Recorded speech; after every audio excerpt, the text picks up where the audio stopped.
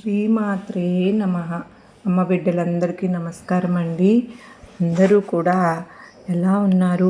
అందరూ కూడా అమ్మవారి దయవలన ఎప్పుడూ ఆనందంగా ఆరోగ్యంగా ఉండాలని, మీరు కోరిన కోరికలన్నింటినీ అమ్మవారు తీర్చేయాలని మీ తరపున నేను కూడా అమ్మవారిని మనస్ఫూర్తిగా కోరుకుంటూ, ముందుగా అమ్మవారి పాద పద్మములకు నమస్కరించుకుని ఒక్కసారి వీడియోలోకి అయితే వెళ్ళిపోదామా? ఇక ఈరోజు అమ్మవారు అమ్మ మాటగా ఏమి సందేశం ఇవ్వబోతూ ఉన్నారు అంటే, బిడ్డ, ఆమె నిన్ను టార్గెట్ చేసింది తల్లి. ఎందుకు? ఖచ్చితంగా తెలుసుకుని తీరాల్సిందే. ఆమె వల్ల నీకు ఏం జరగబోతుందో తెలుసా? ఎంత నష్టం జరగబోతుందో తెలుసా? ఆమె నిన్ను ఏం చేయబోతోందో తెలుసా? విన్నావంటే గుండె జల్లుమంటుంది బిడ్డ. కానీ ధైర్యం తెచ్చుకుని విను. ఏది ఏమైనప్పటికీ కూడా నీ దుర్గమ్మ నీ పక్కనే ఉన్నాను అన్న ధైర్యాన్ని మాత్రం విడిచిపెట్టుకు. ఎవ్వరు కూడా ఈ ప్రపంచంలో నిన్ను ఎవ్వరు ఏమి చేయలేరు. నీ కోసం నేను 3 అతి పెద్ద అదృష్టాలను తీసుకొచ్చాను బిడ్డ. కానీ ఈ కిలాడి లేడీ అడ్డుకుంటుంది. ఆమె వల్ల నీకు అవమానం జరగబోతోంది. ఆ అవమానాన్ని నువ్వు తట్టుకోలేవు. జాగ్రత్త. అదే కాక నీ మీద విపరీతమైనటువంటి నరదృష్టి, కనుదృష్టి ఉంది బిడ్డ. వీటి అన్నింటి వల్ల కూడా నువ్వు ఏమవుతావో, నీ జీవితం ఏమవుతుందో అన్న కంగారు నీ దుర్గమ్మలో మొదలైపోయింది. వీటన్నిటి నుంచి నువ్వు బయటపడాలి. వీటన్నిటి నుంచి బయటపడే మార్గం కూడా ఈరోజు నేను చెప్పబోతున్నాను. ఆ కిలాడి లేడీ ఎవరో కూడా ఈరోజు చెప్పబోతున్నాను. జాగ్రత్త. ఒక్క 10 నిమిషాలు అన్నీ పక్కన పెట్టే నీ తల్లి ఏం చెప్తున్నానో జాగ్రత్తగా శ్రద్ధగా వినడానికి ప్రయత్నించు. లేకపోతే నష్టపోతావు, చాలా నష్టపోతావు. జాగ్రత్త అంటూ అమ్మవారు ఈరోజు ఒక హెచ్చరికతో కూడినటువంటి, ఒక నిగూఢ అర్థం దాగినటువంటి ఒక సందేశంతో వచ్చారండి. అమ్మవారి మాటల వెనుక చాలా అర్థం ఉంటుంది. చాలా చాలా పరమార్థం దాగి ఉంది.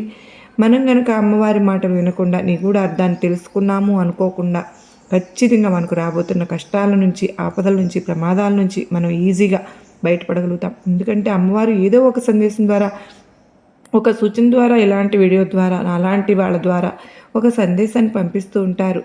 అవి అందుకోవడమే తరువాయి మన జీవితాన్ని చక్కగా బాగు చేస్తుంది అమ్మ. కనుక అమ్మవారి మాటలు వినుకున్న అర్థం తెలుసుకోవాలనుకుంటే వీడియోని ఎక్కడ స్కిప్ చేయకుండా, మిస్ చేయకుండా చివరి దాకా చూడండి. అమ్మవారు గుట్టంతా అక్కడే దాచి ఉంచారు. మన వీడియోకి ఒక చిన్న లైక్ అయితే ఇచ్చేసి వెంటనే వీడియో చూడటం మొదలుపెట్టండి. మన ఛానల్ని ఫస్ట్ టైం చూస్తూ ఉన్నట్లయితే ఛానల్ సబ్స్క్రైబ్ చేసుకుని సపోర్ట్ నాకు అందించండి. అదే నేను మీ నుండి ఆశిస్తున్నాను. శ్రీమాత్రే నమః అని కామెంట్ చేసి, టైప్ చేసి వీడియో చూడటం మొదలుపెట్టండి. అమ్మవారి ఆశీస్సులు మీకు త్వరగా దక్కుతాయి. మీ మనసులో ఉన్న కోరిక ఇంకా త్వరగా తీర్చేస్తారు అమ్మవారు. మరి అమ్మవారి సందేశాన్ని తెలుసుకుందామా? బిడ్డ, నువ్వు ఎంతో ప్రమాదంలో ఇరుక్కోబోతున్నావు. నాకు తెలుసమ్మా, నువ్వు ఎన్నో పనుల్లో ఉన్నావు అని నాకు తెలుసు. ఎంతో బిజీలో ఉన్నావని కూడా నాకు తెలుసు. కాకపోతే ఇది నీ జీవితానికి సంబంధించింది, నీ భవిష్యత్తుకు సంబంధించింది, నీ ఎదుగుదలకు సంబంధించింది. ఖచ్చితంగా తెలుసుకోవాలని నీ ముందు ఉంచాను బిడ్డ. ఎందుకంటే ఒక ప్రమాదం ముందు ఉంది బిడ్డ. జాగ్రత్త. నీ దుర్గమ్మ నిన్ను హెచ్చరించినప్పుడు అక్కడికి వెళ్లకుండా జాగ్రత్త పడాలా, దానికి తగిన చర్యలు తీసుకోవాలా. ఈ ప్రమాదం బారిన పడకుండా నువ్వు రక్షించుకోవాలి కదా. అందుకే ఈరోజు ఈ ఒక్క 10 నిమిషాలు నీ దుర్గమ్మ మాటలనైతే విను తల్లి. ఇది నీ కోసం, నీ జీవితం కోసం, నీ భవిష్యత్తు కోసం సంబంధించిందే. అందుకే నీ దుర్గమ్మ మళ్ళీ మళ్ళీ పదే చెప్తూ ఉన్నాను, జాగ్రత్త. ఇక్కడ నేను నీకు 3 అదృష్టాలను తీసుకువచ్చాను బిడ్డ. అది కూడా ఈ నెలలో. ఎందుకంటే ఈ సంవత్సరంలో కొత్త మొదటిసారి వచ్చిన నెలలో నీ జీవితాన్ని మార్చాలని, నేను సుడి తిప్పాలని, నీ కష్టాలను తొలగించేయాలని, నీ ఆర్థిక ఇబ్బందులను తొలగించేయాలని 3 అదృష్టాలు నీ కోసం తీసుకొచ్చాను. కానీ అనుకోని అవమానం ఒకటి జరగబోతోంది. ఇది గనక నువ్వు తప్పించుకున్నట్లయితే నీ జీవితం అద్భుతంగా ఉంటుంది. నక్క తోక తొక్కినట్లే. ఎందుకంటే ఒక ఆపద నుంచి నువ్వు బయటపడితే చాలు, నీ జీవితం బ్రహ్మాండంగా ఉంటుంది. ఈ అవమానం నుంచి నువ్వు బయటపడితే చాలు, ఇక నీకు రాజయోగం పడుతుంది. అంత మాత్రమే కాదు, ఈ అవమానం ఎక్కడి నుంచి వస్తుంది, మరి నీకు ఏంటి, దానివల్ల అవమానాన్ని తప్పించుకోవాలి, ఎవరి వల్ల వస్తుంది, ఆ అవమానాన్ని తప్పించుకోవాలంటే ఏం చేయాలి, ఎటువంటి నష్టాలు జరగబోతున్నాయి దుర్గమ్మ, ఆ నష్టాల నుంచి నేను ఎలా బయటపడాలి, ఎటువంటి పరిహారాలు చేసుకోవాలని అడుగుతున్నావు కదా. నీ జీవితంలోకి అదృష్టాలను ఎలా ఆహ్వానించుకోవాలి, ఇవన్నీ కూడా నీకు ఖచ్చితంగా ఈ దుర్గమ్మ అయితే ఈరోజు చెప్పబోతున్నాను. అందుకే వచ్చేసాను బిడ్డ. అన్నింటినీ వదిలి, అందరినీ వదిలి, నా బిడ్డలందరినీ వదిలి, నా కోసం ఎదురు చూస్తున్న వాళ్ళందరినీ కూడా వదిలి నీ కోసం వచ్చేసాను అంటే ఇవన్నీ చెప్పాలనే. అందుకే కాసేపు ఓపిక పట్టు. ఈ వీడియోని నీ కంట పడింది అంటే, నీ చెవిన పడుతోంది, నీ ముందుకు వచ్చింది అంటే, ఇక్కడ నీ దుర్గమ్మ అనుగ్రహం నీ పైన ఉంటేనే ఇది జరుగుతుంది. అందుకే ఇది నీ దాకా వచ్చింది. నువ్వు చూడగలుగుతున్నావు. ఇంతవరకు ఉండి నీ దుర్గమ్మ మాట ఇంతవరకు విన్నావు అంటే నీ దుర్గమ్మ అనుగ్రహం ఉంది. నీ దుర్గమ్మే నీ కంటపడేటట్లు చేశాను. బలవంతంగా చూసేలాగా చేస్తున్నాను. ముందుగా నీ గురించి కొన్ని విషయాలు చెప్పాలి బిడ్డ. నీ గురించి నువ్వు తెలుసుకోవాల్సిన విషయాలు ఉన్నాయి. అందులో మంచి ఉంది, చెడు ఉంది, పొరపాట్లు ఉన్నాయి, గ్రహపాట్లు ఉన్నాయి, తొందరపాటుతనము ఉంది, తెలివితేటలు ఉన్నాయి. మంచి అంతా కూడా కలగలిసి ఉంది. ఎక్కడ నువ్వు ఏం చేయాలి అంటే దేన్ని తగ్గించుకోవాలి, దేన్ని తీసేయాలి, దేన్ని కొనసాగించుకోవాలి ఒక్క 2 ముక్కలు చెప్పేసే. ఆ కిలాడి లేడీ ఎవరు, ఆ దుష్ట స్త్రీ ఎవరు, ఆ దుష్ట మహిళ ఎవరు, నీకు అవమానం ఎక్కడ జరగబోతుంది, నీ మీద దృష్టి పెడుతున్న వాళ్ళు ఎవరు ఖచ్చితంగా చెప్తాను.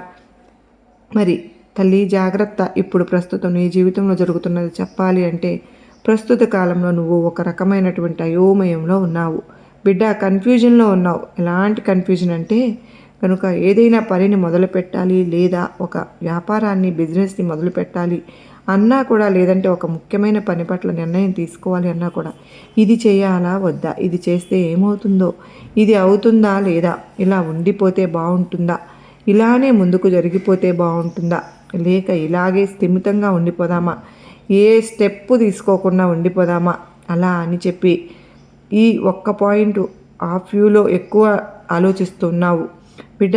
ఏ విధంగా ఎక్కువ ఆలోచిస్తున్నావు అంటే అతిగా ఆలోచిస్తున్నావు.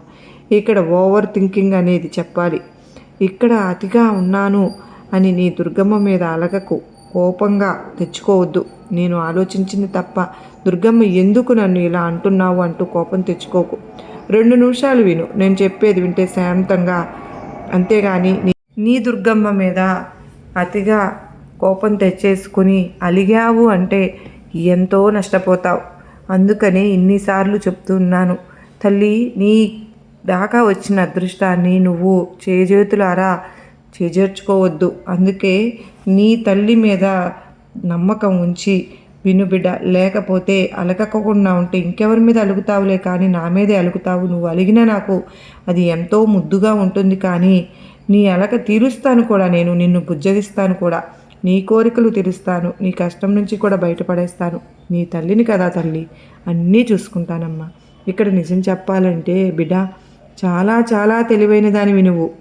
ఏ పని అయినా కూడా పట్టుదలతో ఆ పని గురించి ఎంత లోతుకు వెళ్ళి ఆ విషయాలన్నీ తెలుసుకుని దాని పూర్తి వివరాలతో ఎటువంటి వంక లేకుండా 100కు 1000% కూడా పని పూర్తి చేస్తావు. విజయవంతంగా చేసే ఒక శక్తి సామర్థ్యాలు నీ సొంతం అయినప్పటికీ కూడా ఆ పనిని పూర్తి చేసేస్తావు. అయితే నీ చేయగలిగా సత్తా కూడా ఉంది కూడా నీకు. ఆ పనికి మధ్య ఆ దూరం ఏదైతే ఉందో ఆ దూరం చేరుకునేంతవరకు కూడా వెళ్ళాలా వద్దా, చెయ్యాలా వద్దా, చేస్తే ఏమవుతుందో, చేయకపోతే ఏమవుతుందో, చేయగలుగుతానా లేదా, నష్టపోతానా, బాధపడతానా, ఏదైనా ఇబ్బంది వస్తుందేమో, ఎవరైనా ఏదైనా అంటారేమో, ఎవరైనా ఏదైనా నా గురించి మాట్లాడుకుంటారేమో, ఇలా అతిగా ఆలోచిస్తూ ఉన్నావు తల్లి. ఇది తప్పే కదా. ఒక్క నిమిషం నువ్వు ఆలోచించుకో, అవునా కాదా. అవి 100% కూడా ఎక్కువ ఆలోచిస్తూనే ఉంటావు. ఇది తప్పుని నీ మనసుని ఇప్పుడు అనిపిస్తుందా? నువ్వే చెప్పు. అంటే ఇక్కడ 100 సార్లు 99 సార్లు ఇలానే ఆలోచిస్తున్నావు. అంత మాత్రమే కాదు, ఏదైనా ఒక నిర్ణయం తీసుకునేటప్పుడు చాలా లోతుకు వెళ్ళిపోతున్నావు, చాలా డీప్గా వెళ్ళిపోతున్నావు. అయితే అటు లేకపోతే ఇటులే అని ఎప్పుడు కూడా తొందరగా నిర్ణయాలు తీసుకో. అదే అందరి విషయంలో చూస్తే వాళ్ళు 99 మంది కూడా ఏదైతే అది అయిందని అనుకున్నది అనుకున్నట్లుగా చేసేస్తారు, కానీ నువ్వు అలా ఎప్పుడు చేయవు, ఆలోచిస్తుంటావు. ఇక్కడ నీ పనుల గురించి కానీ, నీ కుటుంబ గురించి కానీ, లేదంటే నీ యొక్క బిడ్డల గురించి కానీ, వాళ్ళ యొక్క చదువుల గురించి అయినా కానీ, ఏదైనా సరే 1కి 10 సార్లు 100 సార్లు ఆలోచిస్తుంటావు. మంచిదేనమ్మా, 1కి 2 సార్లు ఆలోచించడం మంచిదే. ఎందుకు ఇంత ఆలోచన అంటే నిజంగా ఆలోచించి ముందుగా ఏదైతే నిర్ణయం తీసుకుంటావో 100 ఆలోచనలు ఆలోచించిన తర్వాత ఈ 99 కూడా వదిలేసి మళ్ళీ మొదటి ఆలోచనకే వెళ్ళిపోతున్నావు. నీ మెదడులో ఫస్ట్ ఏది వస్తుందో ఆ ఆలోచనకే వెళ్ళిపోతావు. ఇలా చేయడం నేను తప్పు అనను బిడ్డ, తప్పు లేదు కూడా. అంటే కాకపోతే 99 ఆలోచనలు ఆలోచించడానికి నీ మెదడు అనేది ఎంత ఒత్తిడికి గురవుతుంది, నీ మనసు ఎంత నలిగిపోతుంది, ఎంత బలహీనత పడిపోతున్నావు. ఆలోచించావా నువ్వు? అంత ఆలోచించాల్సి వస్తుంది. ఎంత సమయం వృధా అయిపోతుంది ఇక్కడ. దీని కారణంగా నువ్వు ఎంత నీరసపడిపోతున్నావు, ఎంతగా అలసిపోతున్నావు. దీనివల్ల ఈ 99 ఆలోచనల వల్ల నువ్వు సాధించింది ఏమన్నా ఉందా తల్లి? మళ్ళీ మొదటికే వెళ్ళిపోతున్నావు. మొదట్లో స్టార్టింగ్లో ఏదైతే నీకు ఆలోచన వస్తుందో అక్కడికే వెళ్ళిపోతున్నావు. వెనక్కి మళ్ళీ కూడా ఏదైనా ఒకటి చేయాలి అనుకున్నప్పుడు ఆలోచించాలి. కాదని చెప్పటం లేదు కానమ్మా, ప్రతిదానికి కూడా ఒక హద్దు అనేది ఉంటుందిగా. ఆ హద్దును దాటి కనుక చేస్తే లేనిపోని తలనొప్పులు, లేనిపోని అనారోగ్య సమస్యలు రావడం తప్ప ఏం ఉపయోగం లేదు. బిడా, సమయం వృధా ఇంతగా ఆలోచించవద్దు. నువ్వు ప్రతిదీ కూడా కొంచెం సరేలే అన్నట్లుగా తీసుకోవడానికైతే ప్రయత్నించు. ఇక అది ఏది జరిగితే అది జరుగుతుందిలే అని జరగనివ్వు. జీవితంలో ఇది కూడా చెయ్యి పెట్టి ఆపలేవు కదా నువ్వు. జరిగేది కూడా ఏది కూడా ఎలాగైనా జరుగుతుంది కదా. నువ్వు ఈ క్షణంలో అక్కడి నుంచి తప్పించుకోవచ్చునేమో, కానీ రెండో క్షణంలో నీవు ఖచ్చితంగా దాని నుంచి తప్పించుకోలేవు కదా. కనుక ప్రతి విషయాన్ని కూడా కొంచెం లైట్గా తీసుకోవడం అలవాటు చేసుకో. సులభంగా తీసుకోవడం వరకు నీ జీవితంలో చాలా సమస్యల నుంచి కూడా నువ్వు ఒడ్డెక్కుతావని నీకు తెలుసా? ఇప్పుడు నీ ప్రస్తుతం నువ్వు మార్చుకోవాల్సిన విషయం ఏంటో నేను చెప్తాను తల్లి. నీ గురించి నువ్వు ఎక్కువ ఆలోచించుకోవడం అంటే చిన్న తలనొప్పి వచ్చిందనుకో, లేదంటే ఎక్కడన్నా కొంచెం ఆరోగ్యం బాగోలేకపోయినా, లేదంటే పొద్దున్నే కొంచెం ఓపిక తక్కువగా ఉన్నట్లు అనిపించినా, హుషారు అనేది లేకపోయినా, సాయంత్రానికి లేకపోయినా నాకు ఏదైనా అయిపోతుందేమో, నాకు ఏదన్నా అనారోగ్య సమస్యలు వస్తున్నాయేమో, లేకపోతే నాకు ఇంకా ఏదన్నా అయిపోతుందేమో అని చెప్పి ఒక రకమైనటువంటి ఆతృత, ఒక బాధ, ఎక్కువ ఆలోచించడం, దీని వరకు ఎంత ఇబ్బంది పడుతున్నావో తెలుసా బిడా? అది ఏదో అలసట కారణంగా వచ్చింది. సరిగ్గా తినక, సరిగ్గా నిద్రపోక, ఎక్కువ కష్టపడడం వల్ల వచ్చిన అలసట. నువ్వు దాని గురించి ఎంతగా ఆలోచిస్తే నిజంగా లేనిపోని అనారోగ్యం తెచ్చుకుంటావు కదా. ఒక చిన్న విషయం చెప్పనా, నీకెందుకు అర్థం కావడం, ఎందుకు కూడా ఒక్క భావన వల్ల మానసికంగా కుంగిపోతావు అనే సంగతి తెలుసా? కనుక మానసికంగా కృంగిపోవడం అనేది మనిషిని ఎన్నో రకాల అనారోగ్య సమస్యలు తెచ్చిపెడుతుందమ్మా. కనుక ఈ గుణాన్ని నువ్వు ఖచ్చితంగా తగ్గించుకోవాల్సిందే తల్లి. ఇక్కడ నువ్వు చేయగలిగింది ఏమైనా ఉందా? నువ్వు చక్కగా నీ జీవితంలో ఆరోగ్యంగా ఉన్నావా? మంచి ఆహారం తింటున్నావా? ఆరోగ్యకరంగా జీవిస్తున్నావా? లేకపోతే మంచి అలవాట్లను అలవర్చుకున్నావా? మంచి మనసుతో ఉన్నావా? ఎవరి చెడు కోరుకోవడం లేదు కదా.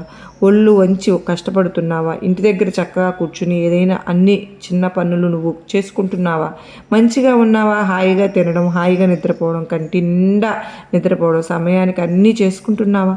ఇలా చేస్తున్నప్పుడు నీకేం సమస్యలు వస్తాయి బిడ్డ? ఇవి చూసుకో. ఇవి వదిలేసి అనవసరమైన విషయాల గురించి ఆలోచిస్తే సమయం అనేది వృధా.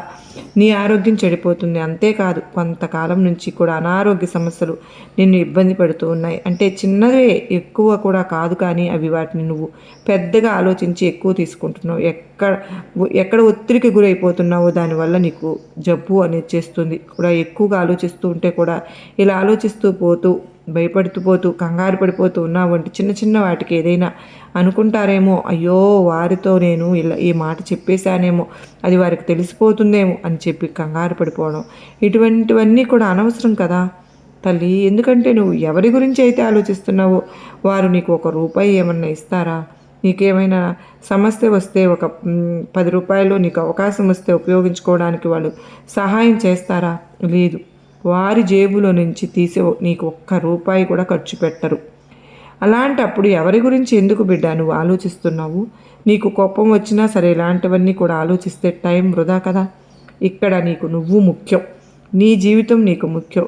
నువ్వు హ్యాపీగా ఉన్నావా? నువ్వు సంతోషంగా ఉన్నావా? నీ ఫ్యామిలీ సంతోషంగా ఉందా? నీ కుటుంబం సంతోషంగా ఉందా? నీ బిడ్డలు సంతోషంగా ఉన్నారా? టైంకి పనిచేస్తున్నావా? టైంకి తింటున్నావా? ఆరోగ్యాన్ని చూసుకుంటున్నావా? ఇది కదా నువ్వు చూసుకోవాలి. నీ కుటుంబము, నీ జీవితము, నీ జీవిత ప్రయాణంలో నీ బిడ్డల యొక్క, నీ భాగస్వామి యొక్క, ఇవన్నీ కూడా నీ తర్వాతనే వాళ్ళు. నీ గురించి ఫస్ట్ నువ్వు చూసుకో, ఆలోచించుకో. నువ్వు బాగుంటేనే కదా అందరూ బాగుంటారు. ఎందుకంటే నువ్వు బాగుండి, నువ్వు టైంకి తిని, నువ్వు సమయానికి నిద్రపోతేనే నీ ఆరోగ్యం బాగుంటే ₹10 సంపాదించుకొస్తావు. అప్పుడు ఇంట్లో ఉన్న వాళ్ళందరినీ కూడా నువ్వు చక్కగా చూసుకోగలుగుతావు. కనుక ముందు నిన్ను చక్కగా ఉంచుకోవడానికి, కాపాడుకోవడానికి ప్రయత్నించు తల్లి. నువ్వు ఆరోగ్యంగా ఉంటే వాళ్ళు కూడా ఆరోగ్యంగా ఉంటారు. నీలో మొదట మార్పు రావాలి. ప్రతి చిన్న విషయానికి కూడా గాబరా పడిపోవద్దు. చూసి చూడనట్టు కొన్ని వదిలేస్తూ పోవాలి, కొన్ని పట్టుకోవాలి, కొన్ని విడవాలి. జీవితం అన్నాక ఇది ప్రస్తుత కాలంలో నువ్వు అనుభవిస్తున్నట్టు సమస్యల్లో ముఖ్యమైన సమస్య ఇది. దీన్ని పక్కన పెట్టే. ఇంకోటి ఎక్కువగా అలసిపోవడం, చిటికీ మాటికి కొంచెం కోపం ఎక్కువగా వచ్చేయటం, ఏదైనా సరే కానీ ఎవరి గురించి అయినా కానీ నేను వదిలేసేయాలి, నేను పట్టించుకోకూడదు, వీరి గురించి అనవసరంగా ఆలోచిస్తున్నాము అని చెప్పి వాళ్ళ గురించి వదిలేద్దామని చెప్పి అనుకుంటాం. మళ్ళీ అదే ఆలోచనలోకి వస్తాం. మరి మళ్ళీ వదిలేద్దామా అనుకుంటాం, కానీ మళ్ళీ అది వస్తుంది. ఇలా ఆలోచనలు తిరిగి వస్తూనే ఉంటాయి, కానీ వదలలేకపోతున్నాం. ఇక్కడ ముఖ్యమైన సమస్య ఏంటి అంటే వదలాలి అనుకున్నప్పుడు వదిలేస్తే అది ఒక సమస్య, తలనొప్పి, పక్కకు వెళ్ళిపోతుంది. వదలలేవు, పట్టుకోలేవు, ఈ మధ్యలో నలిగిపోతున్న ఇలా నీ మెదడు ఎంత ఒత్తిడికి గురవుతుందో నీకు తెలుసా? ఎప్పుడైనా ఆలోచించావా? ఒక వ్యక్తినైనా, ఒక విషయాన్నైనా, దేని గురించి అయినా దాన్ని వదిలేయాలి అనుకున్నప్పుడు టక్కున వదిలేయి, చొప్పున వదిలేయి. మళ్ళీ తిరిగి దాన్ని వెనక్కి వెళ్ళకు. దానివల్ల ఉపయోగం లేదు. నువ్వు వదిలేయాలి అని నిర్ణయం తీసుకున్నావు, ఆ నిర్ణయం మీదే అక్కడే ఆగు. లేదు, దాని దగ్గర నిలబడకపోతే, నీ మనసు నువ్వు చెప్పిన మాట వినకపోతే, నీ ఆధీనంలో ఉండకపోతే, నిన్ను నువ్వు ఆధీనంగా కంట్రోల్లో చేసుకోలేకపోతే ఎవరు నిన్ను కంట్రోల్ చేస్తారు? నీ పిల్లలు కంట్రోల్ చేయగలుగుతారా? నీ కుటుంబ సభ్యులు నిన్ను కంట్రోల్ చేయగలుగుతారా? నీ యొక్క వృత్తిని ఎవరైనా కంట్రోల్ చేయగలుగుతారా?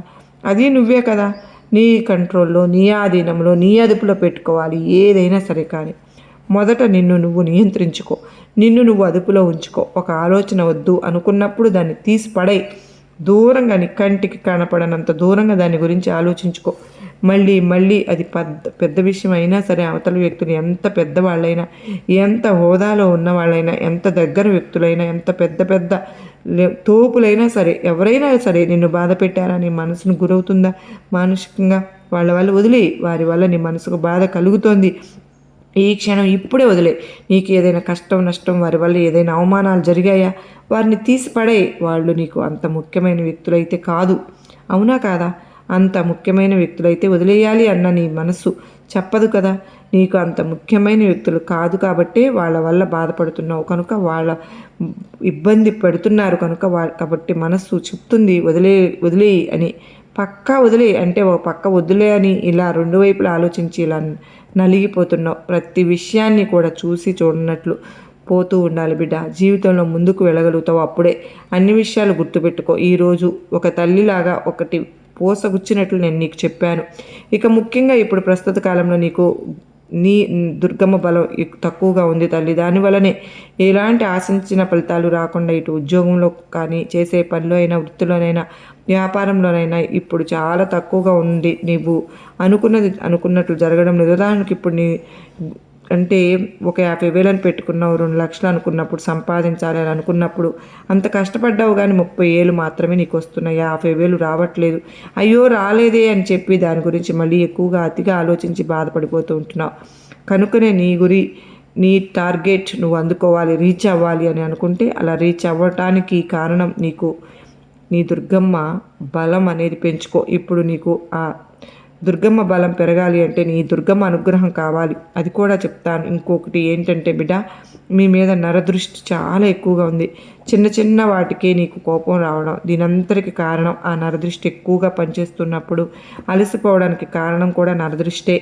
ఈ మధ్య చీటికి మాటికి అనారోగ్య సమస్యలు వస్తున్నాయి, దానికి కూడా నరదృష్టే కారణం. కుటుంబంలో కొన్ని రకాలైన సమస్యలు, భార్యాభర్తల మధ్య గొడవలు, పిల్లలకు అనారోగ్యం, ఈ యొక్క కుటుంబ వాతావరణం కూడా కొంచెం ఇబ్బందికరంగా ఉండటం, ఇవన్నీ కూడా నరదృష్టి వల్లే జరుగుతున్నాయి. మరి ఆ నరదృష్టి తొలగాలి అంటే ఏం చేయాలి అనేది కూడా నేను చెప్తాను బిడ్డ. ఎప్పుడైనా సరే కానీ నరుడు దృష్టికి నల్ల రాయి అయినా పగిలిపోతుంది కదూ. మరి సామాన్య మనిషిని నువ్వెంత చెప్పు. ఇక్కడ ఒక రాయి 1000గా ఒక రాయి అయినా తగులుతుంది, 1000 రాళ్ళు వేస్తే అన్నట్టుగా ఒక మాట ఖచ్చితంగా తగులుతుంది, ఏదైనా మాట. కనుక నరదృష్టి పోవాలి అంటే ఏం చేయాలో తెలుసా? నువ్వు చెప్తాను, జాగ్రత్తగా విను.